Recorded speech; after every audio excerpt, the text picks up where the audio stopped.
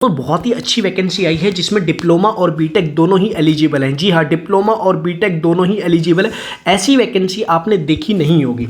जिन्होंने अभी तक फ्रीलांसिंग जॉब के लिए अप्लाई नहीं किया है वो डिस्क्रिप्शन में लिंक मिल जाएगा, वहाँ जाके जरूर अप्लाई कर दे। आपकी 400 रुपये घंटा की जॉब वहाँ लग सकती है आज ही। दोस्तों ये जो वैकेंसी की बात कर लेते हैं, टोटल मिला के बहुत ही अच्छी अमाउंट में वैकेंसी है जिसमें आप अप्लाई करके आगे बढ़ सकते हैं। टोटल 1100 प्लस वैकेंसी है। इसमें बीई, बीटेक और डिप्लोमा फ्रेशर्स भी एलिजिबल है। वीडियो पूरा देखिएगा, ध्यान से देखिएगा, तभी समझ में आ पाएगी। तो दोस्तों कैसे हो आप सब। दोस्तों वीडियो शुरू होने से पहले एक ही चीज़ बोलूँगा, अगर आपको जॉब रियल में अर्जेंट में चाहिए तो अपनी कमेंट में अपनी ब्रांच और पास आउट ईयर ज़रूर मेंशन करते जाएं।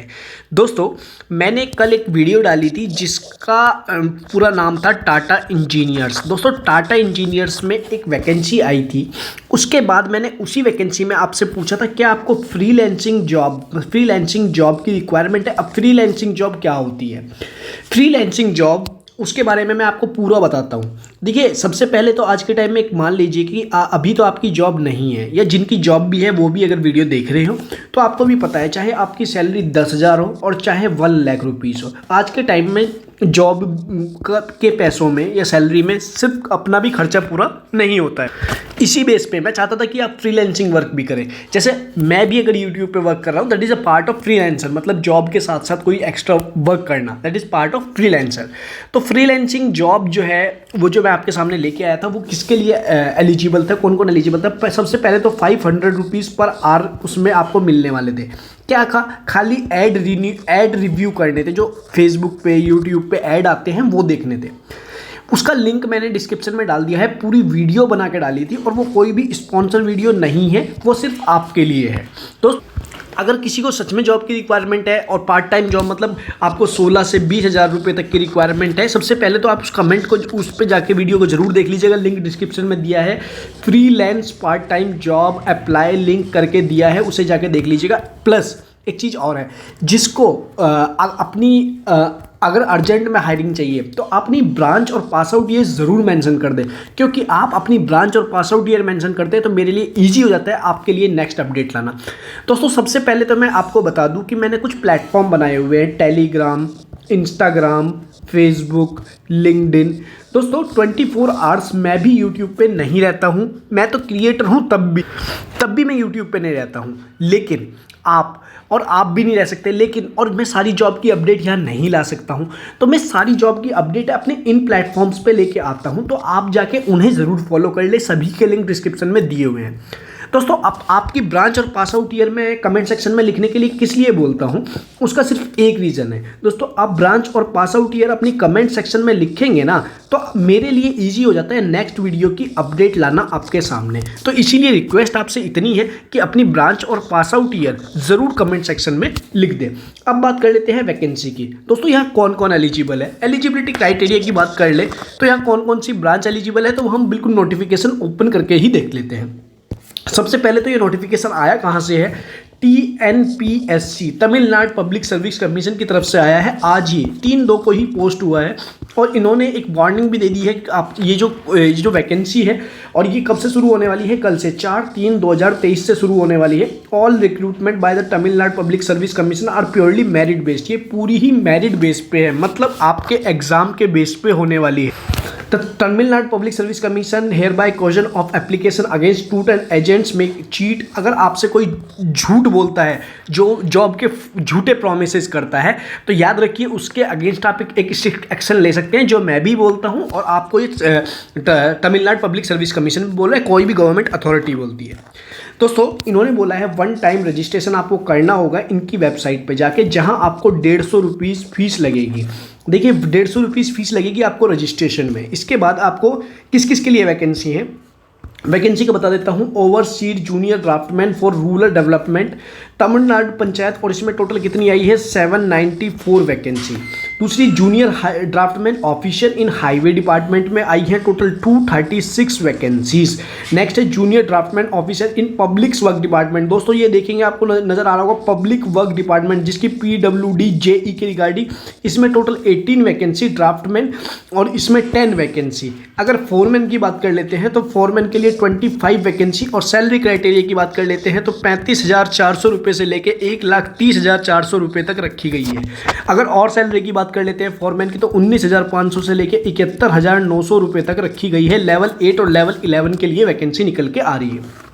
इसके साथ साथ इन्होंने ये भी बोला है vacancy source for above said poster after deduction 3% of vacancy for the reservation for sports person. दोस्तों ये वैकेंसी ज़्यादा है, इसीलिए मैंने यहाँ 1100 प्लस वैकेंसी लिख दी है क्योंकि ये सारी वैकेंसी 3% ऑलरेडी डिडक्शन है, तो ये 1100 प्लस वैकेंसीज इसीलिए मेंशन थी। अब डिस्ट्रीब्यूशन ऑफ वैकेंसी किस हिसाब से किया है दोस्तों, इन्होंने नोटिफिकेशन की जो डेट है जो आज है 3/2/2023 और ये कल से इसका last date of submission of online application. दोस्तों इसका जो लास्ट डेट रहने वाली है वो मार्च रहने वाली है, 4 मार्च। एप्लीकेशन करेक्शन विदाउट पीरियड दोस्तों 9/3 तक आप जो है 9 मार्च तक आप कर सकते हैं। पेपर 1 कब होगा, ये मई में होगा, 27/5 को होगा और पेपर 2 जो होगा वो 27/5 को होने वाला है। इसके साथ साथ जो इन्होंने एलिजिबिलिटी क्वालिफिकेशन मांगी है दोस्तों, इन्होंने साफ साफ बोला है कि overseas junior draftsman officer in rural development and panchayat raj department के लिए 37 ईयर्स का डिमांड रखी गई है। ऐसे ही दूसरे वाले जूनियर ड्राफ्टमैन ऑफिसर के लिए 32 साल की डिमांड रखी गई है। Junior draftsman officer in public work department के लिए PWD के लिए 32 ईयर रखी गई है। ड्राफ्टमैन के लिए 32 ईयर, फोरमैन के लिए 32 ईयर, ये इन्होंने डिमांड रखी गई है। अगर बात कर लेते हैं इसमें एलिजिबिलिटी क्राइटेरिया या फिर कौन कौन सी ब्रांच इसमें एलिजिबल रहने वाली है, क्या क्या इन्होंने क्राइटेरिया मांगा है कि भाई आपको क्या क्या क्वालिफिकेशन आपकी होनी चाहिए, उसके बारे में भी बात करेंगे। उससे पहले बात कर लेते हैं कि इन्होंने कुछ और भी दिया है दोस्तों। इन्होंने explanation no maximum age shall be, आपकी 60 प्लस से एज ज़्यादा नहीं होनी चाहिए और ये तो मतलब ही नहीं है। इसके साथ साथ एज कंसेशन, दोस्तों एज कंसेशन में आपको जो बैक बेंचर हैं या एक्स सर्विसमैन है दोस्तों, इसके साथ साथ इन्होंने ये जो लिखा है इसकी एजुकेशन क्वालिफिकेशन जो आपकी 3/2 तक कंप्लीट हो जानी चाहिए वो इन्होंने मांगा है। दोस्तों इन्होंने बोला है कि must possessive overseas junior engineer के लिए आपके पास डिप्लोमा इन सिविल इंजीनियरिंग होना चाहिए और given person possessing a bachelor degree in civil. दोस्तों और अगर आप BE BTech, इन्होंने साफ साफ लिखा है, देखिए आपको नजर आ रहा होगा, provided that preference shall be given to the person possessing a bachelor degree in civil engineering. अगर आपने कर ली है या फिर करने लग रहे हैं उनके लिए इन्होंने ज़्यादा प्रेफरेंस दे रहे हैं। इसके साथ साथ junior draftsman officer in highway department, इसमें भी इन्होंने यही बोला है कि अगर आप सिविल इंजीनियरिंग हैं और BE BTech करने लग रहे हैं या कर ली है तो उनको एक्स्ट्रा प्रेफरेंस दी जाएगी, ऐसे इन्होंने बोला है।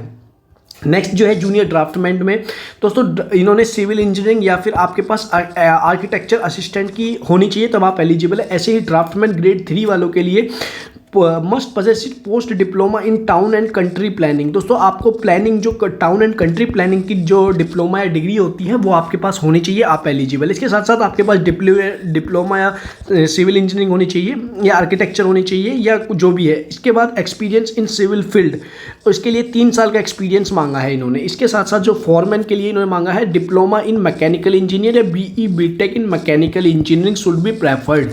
दोस्तों इन्होंने दोनों ही ब्रांचेस बोली हैं तो इसलिए यहाँ सिविल और मैकेनिकल वालों के लिए बम्पर अपॉर्चुनिटी निकल के आ रही है। जी हाँ, बम्पर अपॉर्चुनिटी, दोबारा बोलूँगा। इसके साथ साथ नोट में इन्होंने कुछ पॉइंट्स दे रखे हैं वो भी आप एक बार देख सकते हैं। इसके साथ knowledge in Tamil, applicant should possesses adequate knowledge in Tamil for further details refer para 14। दोस्तों इन्होंने बोला है कि आपको जो है तमिल के एरिया की नॉलेज होनी चाहिए। डजेंट मैटर आप इंडिया के किसी भी कोने से आते हो, बस तमिल के बारे में आपको पता होना चाहिए, तमिल के कल्चर के बारे में आपको पता होना चाहिए क्योंकि आपकी जॉब उन्हीं के बंदों के बीच में रहने वाली है।